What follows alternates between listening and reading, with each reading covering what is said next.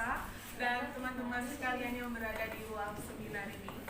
Berjumpa lagi dengan saya Dea Samarisita sebagai host yang memandu acara talk show yang berbicara tentang bincang politik pemilu 2024. Di sini saya tidak sendiri. Di sebelah saya ada dua narasumber hebat. Yang pertama bernama Freddy Susanto dan Ahmad Al-Fauzan.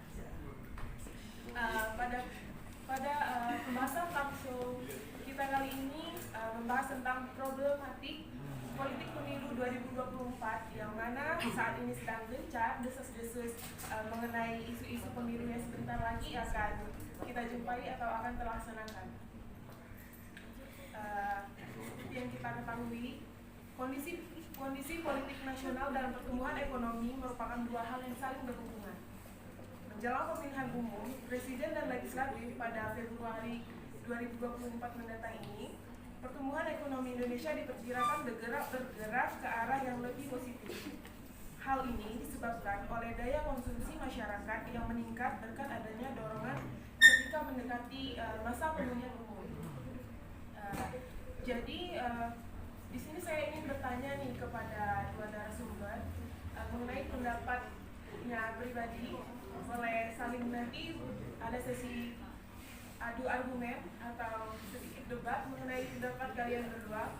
Di sini saya ingin menanyakan sedikit terkait pandangan narasumber tentang bagaimana sih keadaan politik pemilu nasional saat ini.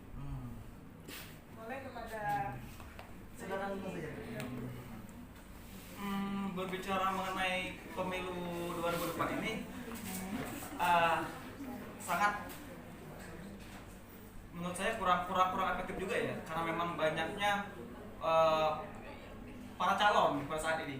Memang yang situasi yang paling menarik itu adanya pencalonan yang dilakukan oleh sosial media khususnya. Yang memang pada saat beberapa tahun sebelumnya itu pencalonan hanya dua paslon untuk presiden, dan sekarang mungkin isunya sampai 3 atau 4 pasangan calon presiden, dan itu menarik. Dan ada juga yang paling menarik itu adanya dengan adanya banyaknya calon presiden, maka akan banyak juga para koalisi atas partai politik yang terjalin, baik itu aliansinya, penggabungan dan lain sebagainya. Mungkin itu sih. Bisa dilanjutkan oleh Bung Wibin. Jadi memang ya, menilik dari apa yang telah disampaikan dari saudara Freddy tadi, menurut saya ada sepakat dan tidak sepakatnya juga. Yang pertama, saya menilik, kita akan membahas terkait tema problematika politik Indonesia. Pertama berkaitan dengan tahun 2024, ya kan?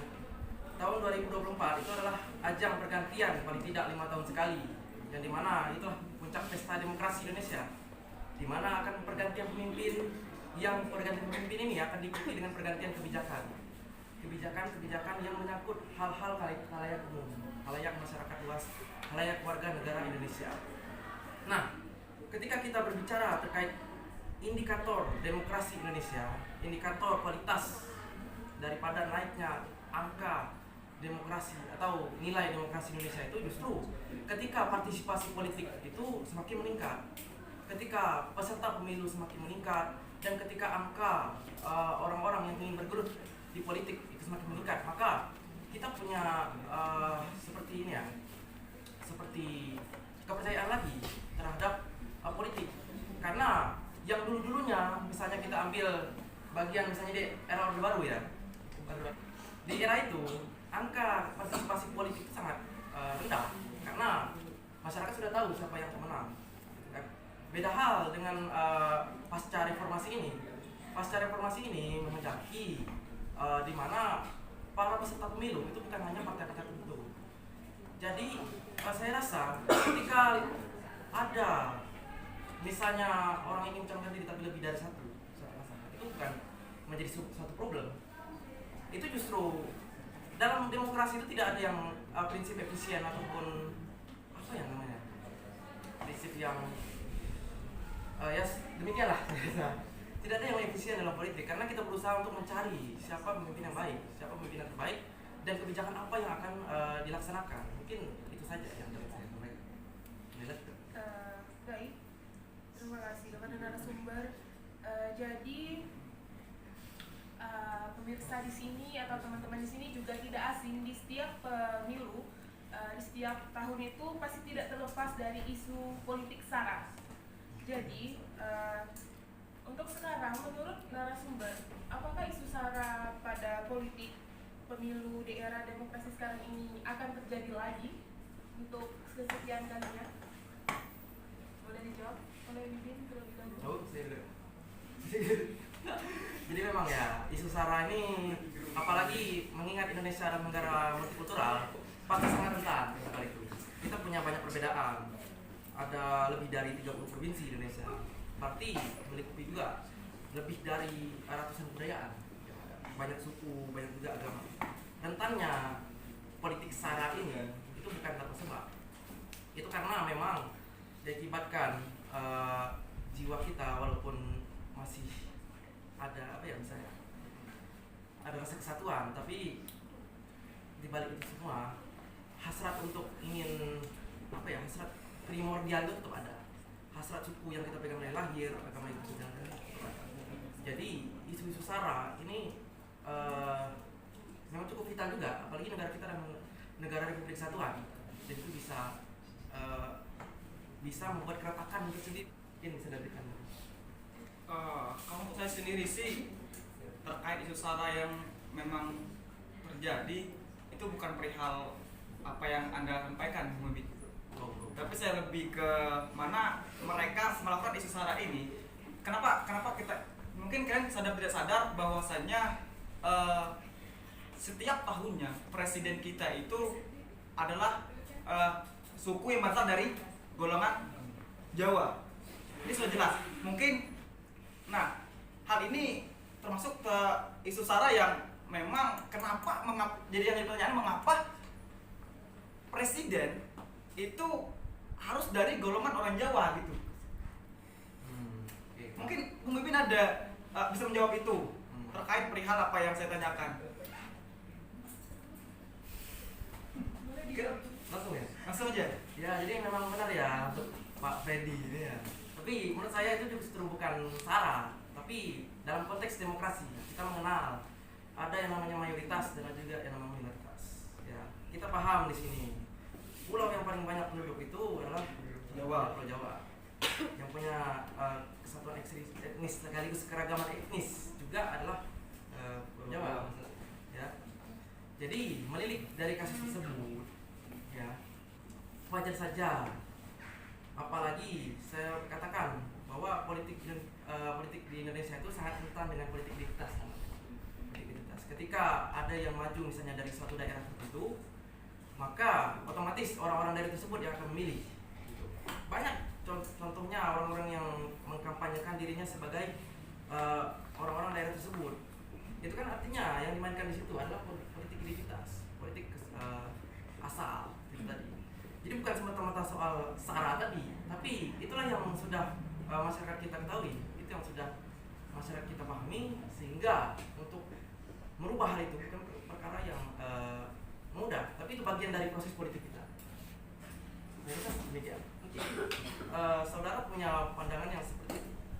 Saudara punya pendidikan itu. Kita masuk ke ranah pemilu 2024 ini Ya. Karena ada berbagai calon dan memang berbeda dari tahun sebelumnya yang memang baru hanya 2 calon dan sekarang baru calon.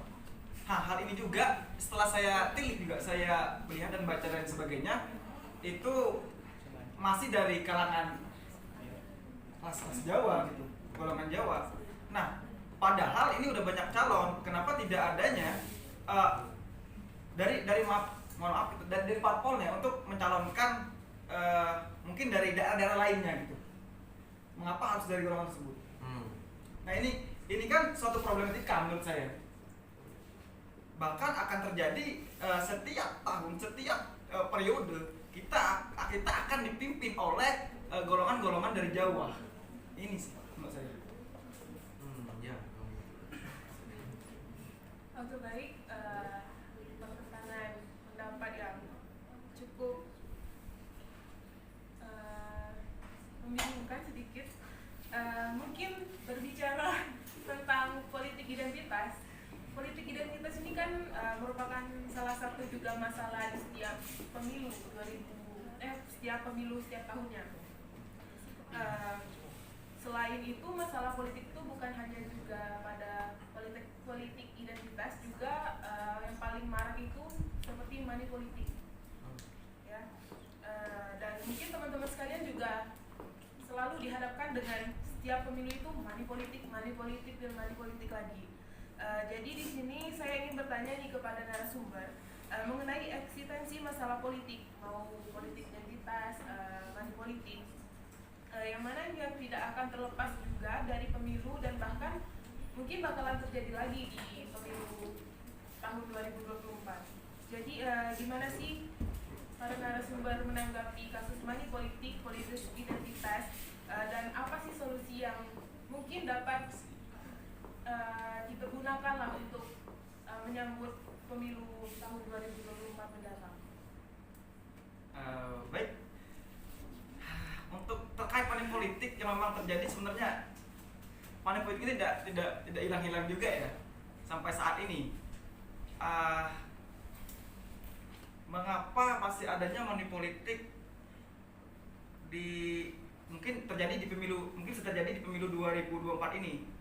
Kenapa hal demikian? Karena memang kita mungkin sadar bahwasanya orang-orang yang ada di dalam ranah politik tersebut adalah orang-orang mereka tersendiri. Dan untuk solusinya ya bagaimana transparansinya untuk pemilihan para pengawas partai politik dan para calon politik tadi. Mungkin itu. Pada narasumber ini Cukup menarik ya apa yang disampaikan dari Bapak Freddy. Dan ketika kita berbicara money politik, banyak politik Indonesia itu yang rusak karena disebabkan oleh hal seperti ini, Pak. Salah satunya apa? Proses politik atau proses demokrasi yang diimplementasikan melalui pemilu itu kan untuk proses pergantian kepemimpinan. Proses pergantian kepemimpinan artinya proses pergantian kebijakan. Ketika kita berbicara soal pergantian kebijakan, maka kebijakan-kebijakan yang akan dihasilkan oleh pemain-pemain politik yang dihasilkan oleh money politik tadi itu artinya akan menghasilkan kebijakan-kebijakan yang apa ya dibilang itu, kebijakan-kebijakan yang setidaknya bertergantungan, karena ketika pemimpin itu bermain money politik, dia tidak akan hanya menggunakan uangnya sendiri. Di situ ada investasi politik juga namanya, Pak. Ada pengusaha-pengusaha yang bermain di belakangnya misalnya. Nih, saya kasih bayaran untuk Anda. Nanti silakan gunakan untuk kampanye misalnya. Nanti uang itu akan disebarkan kepada halayak umum untuk memilih dia. Ketika dia sudah menang, dia pula yang akan berbalik untuk melindungi kepentingan daripada perusahaan tadi. Itu contoh kecilnya. Tidak hanya perusahaan saja, tapi ada elit-elit di belakangnya yang bermain.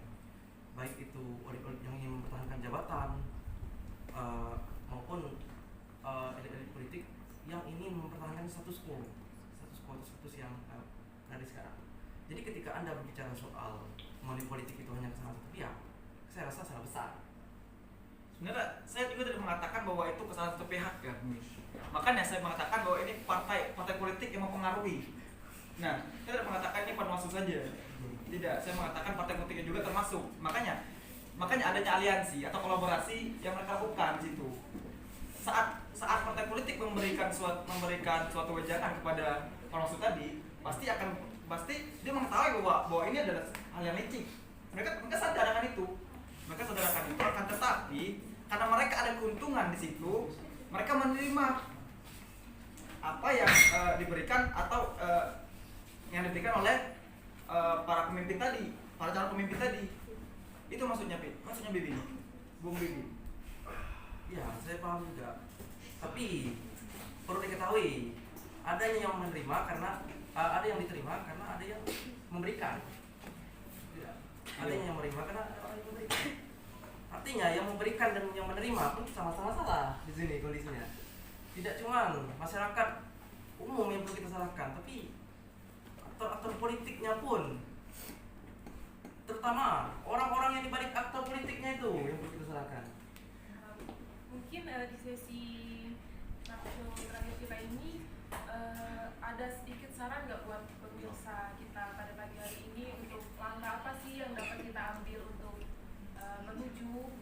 pemilu 2024 mendatang. Saran. Baik, untuk saran.